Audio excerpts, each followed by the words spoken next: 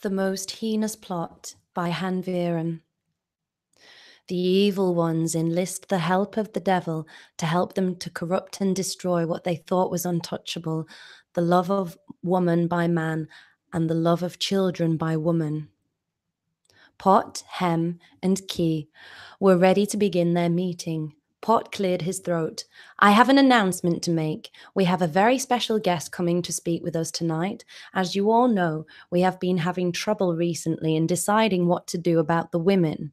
Yes, said Ham. Those women are getting to be a real problem for us. Their love for their children and the love men have for the women is too much for us to overcome. We can't overcome the men without overcoming the women first. Well, I have enlisted special help. We will succeed in destroying women. Mark my words. Pot rubbed his hands together, and an evil smile spread across his face. He cast his tiny black eyes around the room. Dark One, we are ready for you now. The room suddenly filled with the stench of rotting corpses. Keed laughed manically and covered his nose. Boy, that is disgusting, he giggled, impressed with how nauseating the smell was. A tall figure appeared dressed in a red hood. Pot, Hem, and Key cowered and were nearly overcome with awe of their hero. The hooded figure stood before them, lies and death seeping from its very being so that the three could barely stand in its presence. Pot's voice quivered as he said, Thank you for coming to help us, Master. We are your humble servants. Our mission is very much underway in destroying mankind, but we are having problems with women. Men are so very forgiving of them and find them so beautiful and alluring. When a woman has a man's child, she becomes especially beautiful to him. A woman's love for her children is something we have not been able to destroy. And when a man has a good woman by his side, we find it almost impossible to control him as he is living in a most sacred state of being.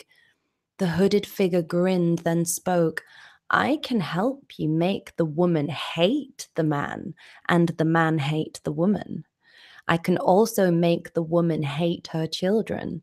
Then this sacred bond between the man and the woman will be destroyed, and you will then be able to destroy the man. Pot's eyes widened. You can do that? How? The hooded figure replied, Well, what shall we start with? How can we destroy women to the point of men not wanting to have anything to do with them? Hem liked that idea and he grinned. Could we make it so that women drive men away? Could we make women so unlovable to men that men fear to go near them? Pot shook his head. Women need men, so they always make themselves alluring. If not for anything else, they need men to make children. The hooded figure grinned again. I can make it so that women believe that they don't need men, and I can remove a woman's desire for children out of the equation altogether. In fact, I can make women kill their own children.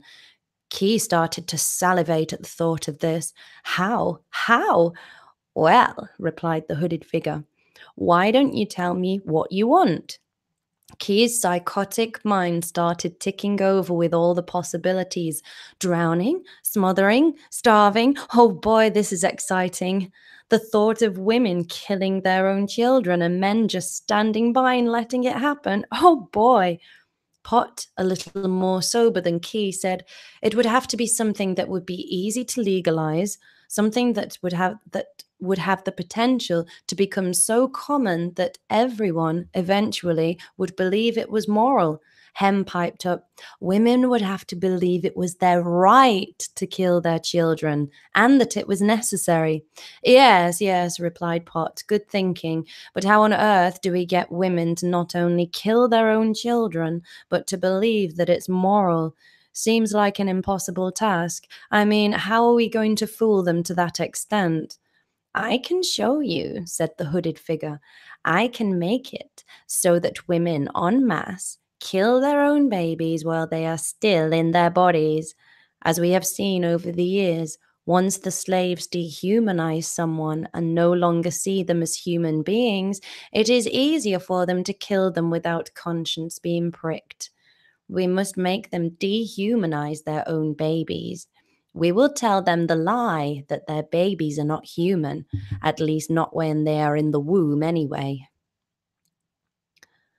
They would also need a motive to kill that would justify their heinous actions, said Hem, barely containing his excitement. Pot piped up. The only way they would ever be able to justify killing their own children would be to bring women down to the level of dogs. Once we do this, their consciences will be dulled. They will make babies with many men. The children they become impregnated with will be further dehumanized in their eyes, giving them both a motive and the justification for it. Those who don't partake will stand around watching and become defiled by it anyway. The hooded figure smiled. Pot, I have taught you well. You want to bring women down to the level of dogs, eh? Well, what if I told you I could make women roll around on the floor like pigs? Key laughed hysterically. What? The hooded figure said earnestly. Don't believe me? Can you make them roll around naked? Asked Key, his dripping tongue hanging out of his mouth. The hooded figure laughed. You are sick in the head. Yes, if you like. Good idea.